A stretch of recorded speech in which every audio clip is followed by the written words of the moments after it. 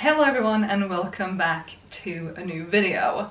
I am standing up and filming this, which always feels a bit weird, especially when I'm standing up and talking, but we're gonna try to get through this section of the video quite quickly. I have a few things that I would like to mend and I'm hoping to get to all of them in this video, but it might be a two-parter or a three-parter, we will see. None of these things are super complicated, I think, but I have been putting them off. So in an attempt to hold myself accountable and actually do this, I'm filming this video, this clip, and hopefully there will be more clips after this. So behind me here I have 6 things plus the shirt I'm wearing that all need mending. I've already mended a few other shirts. I've added some buttons that were falling off or had fallen off back on, but these are some other things that need to be done.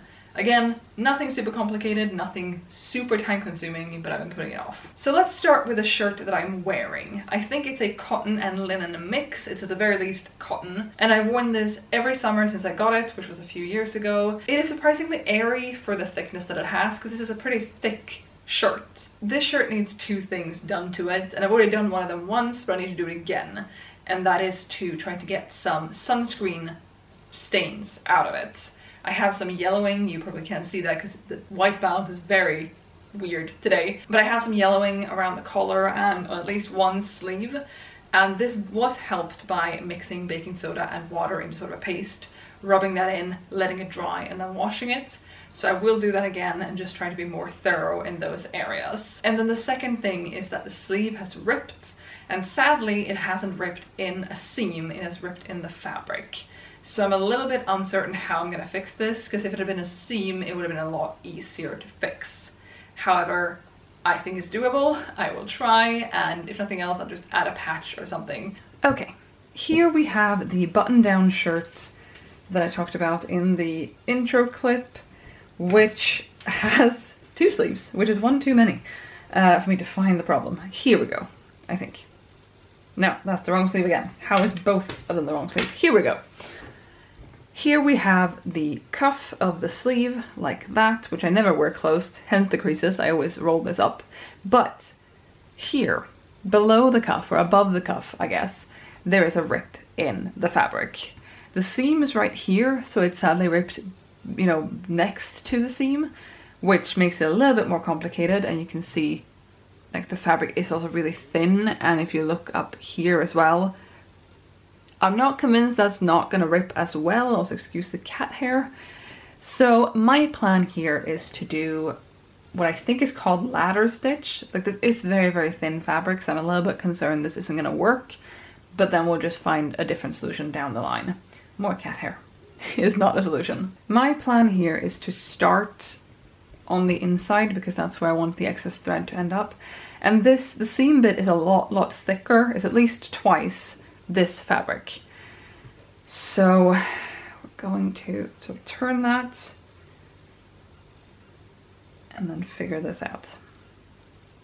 I also feel like it's backwards because I want to work from the other side, but let's just do this. Okay, so here is a little flap because the cuff is cuffed in 2 directions. So let's go as close to that as we can. Down here somewhere. Poke through. I'm just gonna work up to down, which is not what I think I should do, but I will. And I don't really care if this looks a bit wonky, depends on how wonky. But since I always roll these cuffs up anyway, it's fine. I just don't want it to rip the fabric further. That is the reason I'm fixing this. I don't wear the sleeves down because they hit a bit of an awkward spot. They're not full length and they're not 3/4, they hit somewhere in between. And so I just want to try to make sure that this fabric doesn't rip any more than it already has. But I am not certain that this is the proper way and the end-all be-all way to solve that. I think this might need fixing again, or a more permanent solution of actually taking the cuff off and then shortening the sleeve. But for now, that is a bit too complicated for what I'd like to do. So we're just gonna stick with this and hope that this lasts for a while, and then hope for the best. You can also, I don't know if you can see that, but I can see it, like the fibers of this are so thin around where the rip is, but I don't want to go down like all the way over here because I feel like that would that would really mess up the shape of it. So we're just doing what we can with what we have and hoping this shirt will last for a long, long time, because it's one of the most comfortable summer shirts I own. It probably doesn't look like it, but I'm also trying to make sure that I keep this sort of straight like that, so I don't go down here and then up over here and I'm gonna be working at a weird angle. I think this is a smart thing, but maybe working on an angle would make it even more secure. Who knows? Probably someone, but not me. So anyway, how has your day been going? I feel like I'm the only one talking here. Let me know in those comments down below how you are doing. I hope you are doing well. But we're getting somewhere. I mean, there's not a gaping hole anymore. So, you know, that gets me points, right? I have successfully closed a hole. Whether or not I've done it permanently or in the best possible way, I will not be answering at this time. All right, I think that's good. So I'm gonna just try to finish off the thread here. Here we are. There is a bit of like ruching that is unintentional, but if I pull on it, it seems fairly secure. So, and again, I do also like roll the sleeve like so as I wear it, which means that the hole is now here, which, yeah, it looks fine. It looks fine. The next thing I'd like to mend is this sun hat. I am not a big hat person, but I have this. I got it 2 years ago now, I think. And I don't wear it as much as I probably should. I should be better at protecting my skin against the sun in the summer especially. But this, there's something about it. I feel like it's gonna fly off at any gust of wind. I don't know if I can even really put it on with the hair clip I have today. That's not even staying on. But it fits fine, but it's a little bit big, and especially if it's windy, I'm scared it's gonna fall off. So my intention with this is to actually stitch just a little bit of ribbon on to the inside, like on the sides here, and then be able to tie that under my chin. And hopefully that will be fine and make it stay on better. All I've done so far is that I've put it on and I've marked out with pins where I'd like the ribbon to go. And then I've gone through our ribbon stash. We apparently have a lot of ribbon, but not quite what I wanted. So I've looked at a few options. I looked at this one, for example, which is like a faded pink. But it's not quite what I want, I don't think. And then my second option is this, which is white with red on it. And red isn't really a color I wear a lot, but it's not gonna be super visible. It's gonna go from the hat, from each side, and then like when I'm wearing the hat like that, and then I'm gonna be able to tie it under my chin. So it's not gonna be the most super visible thing, so maybe I should just go with this. My two main things here is I don't want it to be too loud in color. I do wear a fair bit of color, but I don't know if I'd want to have like an orange ribbon when I'm wearing a green dress. Although now that I'm saying it, that could look good. That's number one. And number two, I want it to be comfortable. I want it to be something that isn't scratchy under my chin or on my cheeks. Also, as I'm looking, we do have this, which is a faint green, which could actually be really lovely. Let's go with that one, if we have enough of it. Let's see. I don't need a super big long amount. That is also how you say that. But I do need enough to, you know, again, attach it on each side and tie it. So this ruler is 30 centimeters or 12 inches. And it's a bit more than that. So I think that could be fine. Okay, let's just look at this. Let's just look at this. Hello. Please excuse the very backlit view that you're getting here. I'm gonna put this on without hurting myself on the needles, hopefully. I'm also wearing my hair up, so always tricky. This is the entirety of the string.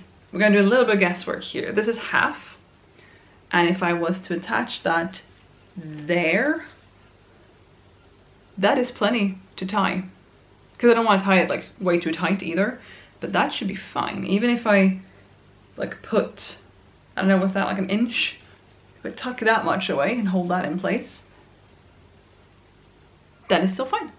That is perfectly fine. So let's cut this in half and then get to work. Now, if this ribbon was synthetic, I should be able to burn it and it would melt and the edge would not fray. I don't think this is synthetic, but I'm not sure. Either way, I'm going to simply try to hem it a little bit as I go, like folding it over as I stitch it to the hat, and then hope that that's enough. Maybe also sew a few stitches down here at the flap. So I'm just going to, I folded it over so the shiny side is here and the not as shiny side is here, and I'm folding the shiny in because I want this to be on the outside. Let's just do a couple of small stitches here. It's not going to be perfect, but it's going to be something. I also hope that having folded this over will make it a little bit stronger or sturdier, so that when I sew it to the hat and then I pull on that sometimes, it won't come undone. Such is my plan and my goal here. This really isn't my best sewing job, but I've never really had the patience for it or really taken the time to learn how to do it properly. It's not, again, it's not going to be visible, so I just want it to hold. I want it to just be secure. I really don't want you to look at this as a tutorial because I'm making all this up as I go, but I hope it's going to be secure enough for what I need it to be. I just maybe don't recommend that you go about doing the same thing the same way. Okay, but one is done. Let's do the other one. Okay, here we go. Now I have both of the straps. So this is what the inside looks like and that is what the outside looks like. Again, not the best, but it will do.